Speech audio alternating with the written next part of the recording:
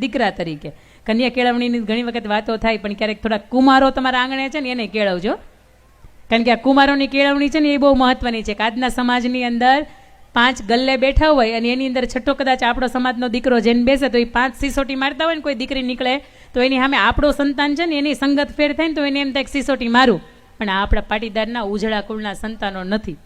તમને નશો કરવાનું મન થાય ને તો એક વખત જોજો કે નશા હેના કરાય, દાન ના કરાય, ભક્તિ ના કરાય, મા બાપની જે ઉજળી કુળની પ્રતિભા હોય ને એના કરાય. તમારા સમાજમાંથી કદાચ કોઈ વ્યક્તિ વીર ગતિને પ્રાપ્ત કર્યો હોય તો એના નશા હોય. ભગતસિંહ કે રાજ્યગુરુને પીવાય, પીવા જેવું તો દુનિયામાં ઘણું છે. સરદારને પીવાય, હમીરજી ગોહિલને પીવાય, પણ ઘણું બધું પીવાનું છે. છોડીને જો સમાજ અધોગતિ તરફ વળતો હોય કે આજના યુવાનો અલગ દિશાની પકડતા હોય તો આ મંચ ઉપરથી એ મારે પણ વિનંતી કરવી છે કે તમારી સાથે આ કુળની, તમારી સાથે મા બાપની, તમારી સાથે આ સમાજના આગેવાનોની જે ઇજ્જત છે ને એ પણ જોડાયેલી છે. તમારો એક પગ ઉલી દિશામાં ફરશે ને તો સમાજને 10 વખત 10 દિશામાંથી સાંભળવાનું થશે. એટલે ખાસ કરીને દીકરા કે દીકરી તરીકેના મંચ પરથી એટલી વિનંતી છે કે મા બાપનું કયું કયો ને આવા માનજો. મા બાપ તમારે આંગણે ક્યારે આહુડા ન પાડે ને આવા રહેજો. અને આંસુડા મા બાપની આંખમાંથી 2 રીતે નીકળતા હોય. એક આંસુ ટાઢા હોય અને એક આંસુ ગરમ હોય. ગરમ આંસુ હોય ને મા બાપના એ વ્યથાના કારણે નીકળતા હોય. તમે દુઃખી હોય, તમે પીડામાં હોય ને તમારા આંસુ હોય ને તમે ટચ કરજો એ ગરમ હોય અને વધારે પડતા ખારા હોય. અને મા બાપને જ્યારે રાજીપો હોય, મારો દીકરો યુપીએસસીમાં ટોપર આવ્યો, મારા દીકરાએ બહુ શ્રેષ્ઠ કામ કર્યું, સમાજ માટે એક દાનવીર તરીકેનું એને શ્રેષ્ઠ યોગદાન આપ્યું છે, અને આ વાતથી ગદગદિત થઈને જ્યારે મા બાપની આંખમાંથી આંસુ નીકળતા હોય ને એ આંસુ હોય ને ઓછા ખારા હોય અને એ આંસુ હોય ને ટાઢા હોય. એટલે દીકરા કે દીકરીને ખાસ વિનંતી આ મંચ ઉપરથી કે મા બાપની આંખમાંથી આંસુ પડે પણ એ ટાઢા આંસુ પડે ને આવા બનજો. અને ઘરની ત્રીજી દિવાલ સંતાનો તરીકે તમે મજબૂત રાખો ને તો કોઈની તાકાત નહીં કે ઘર પરિવારને તોડી શકે. અને ખાસ કરીને ઘરની ચોથી દિવાલ એટલે મા બાપ એ કેવા હોય, હંમેશા એણે ઉજળા જીવનના ચરિત્રો રાખ્યા છે. એની પાસેથી સંસ્કાર આપણે શીખ્યા છીએ, એની પાસેથી પરંપરા શીખ્યા, એની પાસેથી આપણે નિવેદ શીખ્યા, એની પાસેથી હુરાપુરાના કામ કેમ થાય બધું જ આપણે શીખ્યા છીએ. પણ ઘણા અમુક ઉંમરે પહોંચે એના હાથ ચાલતા બંધ થાય, એના પગ ચાલતા બંધ થાય. પણ આપ સૌને મારે વિનંતી કરવી છે, ઘણી વખત જીભ ચાલતી બંધ નથી થતી ને એના કારણે પણ ઘણાની અંદર પરિવારો છે ને એ તૂટતા હોય. જાહેર મંચ ઉપરથી કોઈને ટકોર મારી ન કહેવાય, પણ આપને ચોક્કસ મારે એટલું કહેવું છે કે જે દીકરી પરણીને સાસરે ગઈ છે, તમારી કદાચ કિડની ફેલ થઈ જાય છે ને ડૉક્ટર સરસ મજાની કિડની આપીને પાછા 15, 20, 25 દિવસની સેવા કરવાનું કહેશે ને તો એ દીકરાની વહુ છે ને એ સેવા કરશે. એ દીકરી પરણીને જે ગઈ છે ને એ તો વિદેશની અંદર સરસ મજાની સેટ થઈ ગઈ છે અને એના માટે તમે અખંડ દિવાઈ રાખ્યા હતા કે સેટ થઈ જાય, પણ એ હવે પાછી આવવાની નથી. એટલે ઘરની અંદર સાસુબાને વિનંતી છે, એક દીકરીના શ્રદ્ધા નામની દીકરી છે ને એના લગ્ન થયા અને 6 મહિના વીતા, એટલે 6 મહિના પછી પોતે એક થાંભલી પાસે બેઠા હતા અને સાંજે આવ્યા એમના પતિ. એટલે દાદાએ પૂછ્યું કે કા શાંતિથી કેમ બેઠી છો, તબિયત બરોબર નથી? બધું બરોબર છે. દીકરાની વહુ નથી હાંચવતી? અરે એ બહુ હાંચવે છે. તો કારણ શું છે? આ કેમ મોઢું તારું ઉતરી ગયું છે? અને એ સાસુબાઈ એવું કે વર્ષો પછી મને નથી ખબર મારો દીકરો રહેશે કે મારો રહેશે કે નહીં, કારણ કે 6 મહિનાની અંદર એ અડધો આપણા વહુનો થઈ ગયો છે. અને ત્યારે સાસુબાની સામે એના સસરા છે ને સરસ મજાનો જવાબ આપે છે કે 6 મહિનાની અંદર તારા પગ દાબે, શ્રદ્ધા તારા પગ દાબે, રોજ દાબે, તારા માથામાં તેલ નાખી દે તરો. એટલે 6 મહિના પહેલાં તારું ડાયાબિટીસ વધી ગયું હતું અને 2 દિવસ તને એડમિટ કરી હતી, સરસ મજાની તારી સેવા કરી હતી, બધી કરી હતી. સવારમાં જમવા આપે, બહુ સરસ જમવાનું આપે. તો એ 6 મહિનાની અંદર દીકરાની વહુ આખી તારી થઈ ગઈ એ તને નથી દેખાતું અને દીકરો આપણો અડધો એનો થઈ ગયો, એની ઉપર કેમ નજર નાખે છે? પરિવારની અંદર આવી સમજણ હોય ને તોય પરિવારની અંદર રહેવાની મજા આવે. અને ખાસ કરીને માં કેવી હોય, આ છેલ્લો પ્રસંગ કહીને મારા મંચ પરથી વિદાય લેવી છે, કારણ કે સમય હવે મારો પૂરો થઈ ગયો છે. 3.5 મિનિટનો આવા પ્રસંગ છે કે આપણને એવું થાય કે માને કાંઈ ખબર નથી પડતી. એ મમ્મીને ન પૂછીએ તો હાલશે, એ દાદાને ન પૂછીએ તો હાલશે, પણ એ દાદા અહીંયા બેઠા હોય ને એને પૂછજો કે એના સમાજમાં જ્યારે લગ્ન આવતા હતા, સમાજની અંદર કોઈ નિવેદ થતા હતા કે કોઈ હનુમાન દાદાને લોટ થતા હતા તો 100 માણાની અંદર દાળ કેટલી ઓરવીની દાદાને પૂછવામાં આવતું હતું. અને અત્યારે તાલી દાદાને 10 વાગે ચાની રકાબી પૂછવામાં આવતું નથી. જય સીતારામ એના નામ ઉપર. આ વાત હોય તો એક વખત સામૂહિક તાલીઓ પાડજો. 5 વાગે બપોર પછી દાદા તમારે ચા પીવી છે? જય સીતારામ. અને દાદા એમ કે ચા મૂકજો, એટલે એમ કે આ દાદાને બેઠા બેઠા કાંઈ ધંધો નથી, એ ચા પીવે ને બીજા 5 બીજા હોય ને એને ચા પાય. એટલે આ ચાનો ખર્ચો લાગે કેટલો? વરણનો તમારો મેકઅપનો ખર્ચો થાય ને એટલો તો ચાનો ખર્ચો બિલકુલ નથી. એક ઓલી કાજલ લેવા જાવ ને તો એ 800-1000 રૂપિયાની આવે, તો 1000 રૂપિયાને કંઈ મહિને ચા ખાંડ ન જોઈએ, આટલી મને ખબર છે. પણ છતાંય તે એ જ્યારે વડીલો ઘરના એમ કે શીરો બનાવજો ને એટલે એમ કે હાથ ન થાલતા, પગ ન થાલતા, મોઢું બહુ હાલે છે. એટલે એની જિંદગીમાં એને શીરો નથી ખાધો, ઘીમાં લસપસતો હાહુબાના સામે કોઈ દી ખવાડો નથી. અત્યારે એનો સમય એવો જ બેહવાનો. અત્યારે નો માંડ દાંત છે ને ચોકઠાની અંદર રહ્યા છે. સાસુબા ખાલી એટલું કે શીરો બનાવજો ને ત્યારે એને એમ કહેવાય કે ઘીની અંદર લસપસતો ને ડ્રાયફ્રૂટ નાખીને બનાવી દો. એ સાસુબાને હૈયે ટાટક થાય ને એમ થાય કે હા દીકરાની વહુ આવી મળી છે. આપણે ફરવા જઈએ, આપણે આપણા માટે બધુંય લાવીએ, પણ સાસુબાને ગોઠણ કેદું ના દુખે છે. 500 રૂપિયાની ઓલી ગોઠણના મોજા આવે. કોઈ દી એમ થયું વહુ તરીકે આપણે લાવી દેવા જોઈ? જય સીતારામ. લાવી દો ને. હાહુબાને ઓછા ગોઠણ દુખશે ને તે અંદરથી ટાઢા આશીર્વાદ આપશે, અને બીજા કોક આવશે ને તો એને એમ કહે કે મારા દીકરાને વહુએ જો મને મોજા લાવી દીધા. એટલે સાસુબાને તમારા પોતાના કરવા હોય ને તો એના માટે થોડુંક ઘસાજો. અને ખાસ કરીને મા તરીકે આપણા જીવનની અંદર એણે સર્વાંગી આપણને આપ્યું છે, ને છતાંય અમુક અવસ્થાએ પહોંચે એટલે આપણે એમ કહીએ તું ક્યાં ભણી છો, તારા સમયમાં ક્યાં આવું આવતું હતું, અને તું આ બાબતમાં હવે ન બોલે એમ જ મજા છે. દાદાને એમ આખી જિંદગી એને પૂછીને કામ કરતા હોય, છતાં અત્યારે ઉંમર થઈ જાય એટલે એમ કે દાદા હવે તમે ન બોલો ને એમાં મજા છે. 3 ટાઈમ ખાઓ પીવો, ભગવાનની ભક્તિ કરો અને મોજ કરો, બસ આનંદથી રહ્યો. એ દાદાને કદાચ તમે પૂછો ને કે દાદા આ ચશ્માની ફ્રેમ ઘહાઈ ગઈ છે, હાલો ને નવી કરાય એવી, અને દાદાને એમ થાય કે રાજીપો છે, આ દીકરા મારા છે. કારણ કે એ અવસ્થાએ પહોંચ્યા પછી તમારા એને પૈસાની જરૂર નથી, તમારા પ્રેમની જરૂર છે. એ ઉંમરે પહોંચ્યા પછી એને સંપત્તિની કોઈ જરૂરિયાત નથી, તમારા ટેકાની ને તમારા સમયની ને તમારા સહકારની જરૂર છે. એક વખત એનો હાથ પકડીને ઊભા કરો ને ત્યારે એને યાદ આવે કે આજ આંગળી પકડીને એને બાળ મંદિર મૂકી આવતો હતો.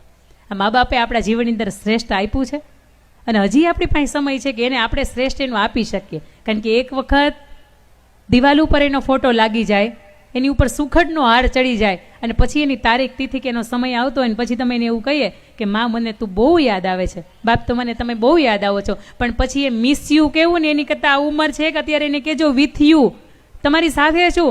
5 દિવસ રજા પાડવી પડતી હશે ને તો પાડીશ, નોકરી કરતી હશે ને તો રજા પાડીશ, પણ બાદ તમે જલ્દીથી બીમાર છો ને, જલ્દીથી સાજા થઈ જાવ ને, એ પહેલી જવાબદારી મારી છે. અને મા તરીકે છેલ્લો 3 મિનિટનો પ્રસંગ કહીને મારે અહીંથી હવે છેલ્લી વિદાય લેવી છે કે મા તરીકે કેવી હોય.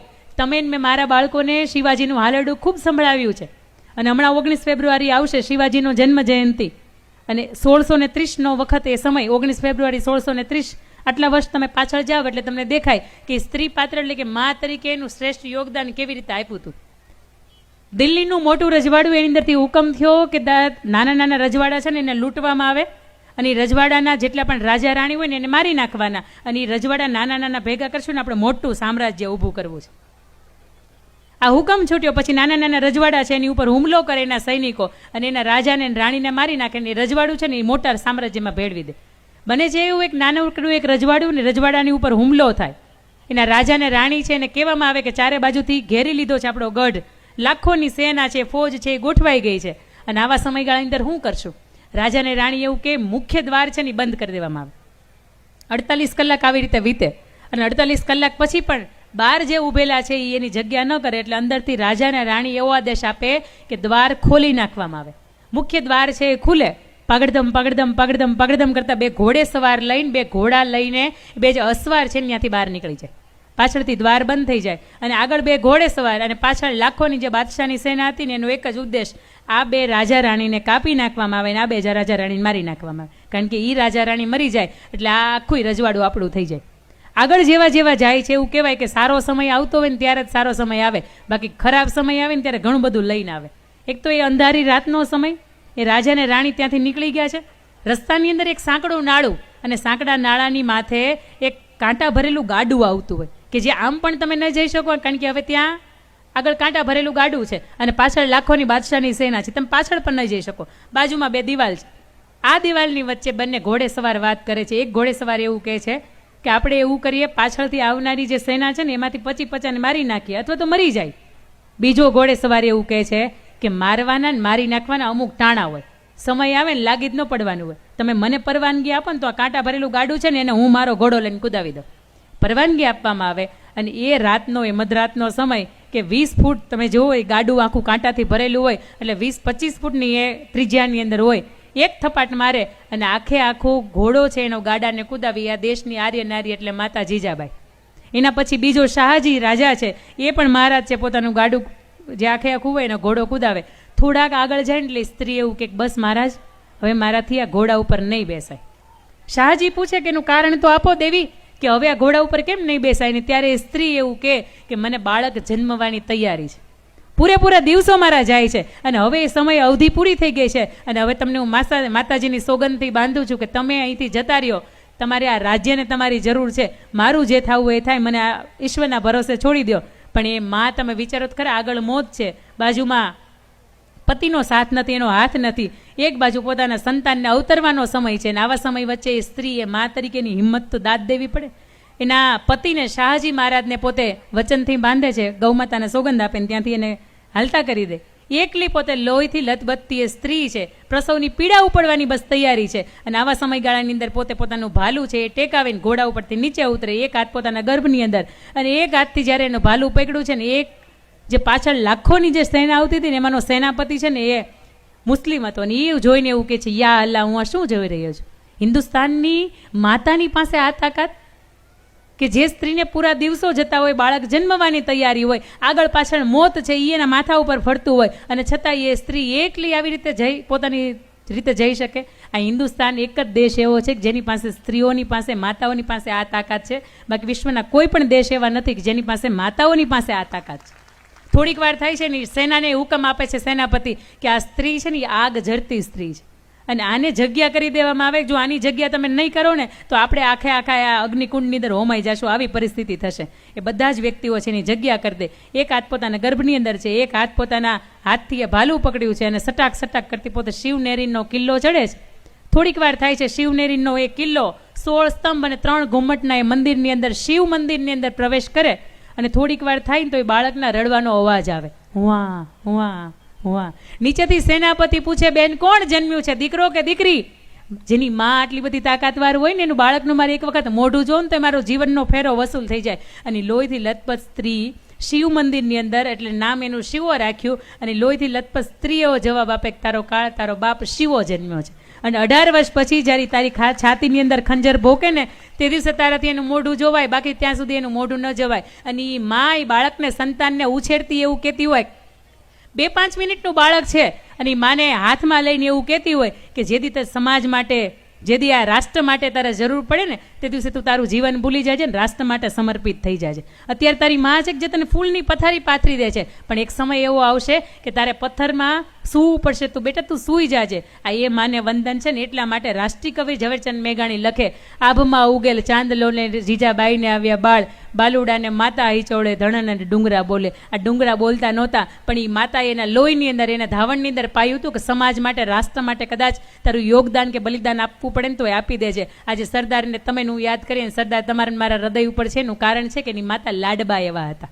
આજે તમે ને હું રામને યાદ કરીએ કારણ કે માતા કૌશલ્યા, માતા કઈ માતા સુમિત્રાનો એવો પ્રેમ હતો. આજે તમે હું વિશ્વના કોઈ પણ શ્રેષ્ઠ પુરુષને યાદ કરીએ ને એનું પાછળનું સૌથી શ્રેષ્ઠ યોગદાન હોય ને તો એની માતાનું છે. એટલે ખાસ કરીને મંચ ઉપરથી આપ માતાઓને પણ મારે વિનંતી કરવી છે કે સમાજ માટે નહીં, માત્ર એ ઘર પરિવાર માટે તે તમારા દીકરાને સત્યના પક્ષે ઊભું રાખવાને હોય ને તો સંતાનને એટલી સમજ આપજો કે સમાજની વિરુદ્ધ ન જવાય, ઘર પરિવારની વિરુદ્ધ ન જવાય, સ્વાર્થ ન જોવાય. સમાજ માટે યોગદાન ન આપો, રાષ્ટ્ર માટે યોગદાન ન આપો તો કાંઈ નહીં, પણ તમારી આસપાસનું જે અંગત વર્તુળ છે કે જેને તમારા સમયની, તમારા સાથની, તમારા આર્થિક પરિબળની જરૂરિયાત છે ને ત્યારે એના માટે ઊભા રહે. આ મંચ ઉપરથી પરિવાર ઉત્સવની, 4 દિવાલની ખૂબ મજાની વાતો થઈ. પહેલી દિવાલ એટલે ભાઈ તરીકે તમારા જીવનની અંદર શ્રેષ્ઠ રહેજો. ઘરની બીજી દિવાલ એટલે એક સ્ત્રી તરીકે, ખાસ કરીને પુત્રવધુ તરીકે, બહેન તરીકે તમે કેવા હોવા જોઈએ. ઘરની ત્રીજી દિવાલ એટલે આપણા સંતાનો, એનો ઉછેર આપણે કેવી રીતે કરી શકાય. અને સંતાનોને વિનંતી કે ખાસ મા બાપની ઇજ્જત, સમાજની ઇજ્જત તમારા સાથે જોડાયેલી છે. તમારા દરેક કદમ એવા પડે કે જેની ઉપર સમાજ આખો ગર્વ લઈ શકે. અને ઘરની ચોથી દિવાલ મા તરીકે તમે તમારા સંતાનોને કેવા બનાવો કે જેના કારણે આજે સમાજ તમને યાદ રાખે. આવા શુભ ભાવની સાથે વિનવું છું. આજે આ 31 જોડાને આશીર્વાદ આપવા માટે 2 હાથ મારી સાથે ઊંચા કરજો. આવો એને સામૂહિક રીતે આપણે આશીર્વાદ આપીએ. ઈશ્વર તમારી કાયમી રક્ષા કરે.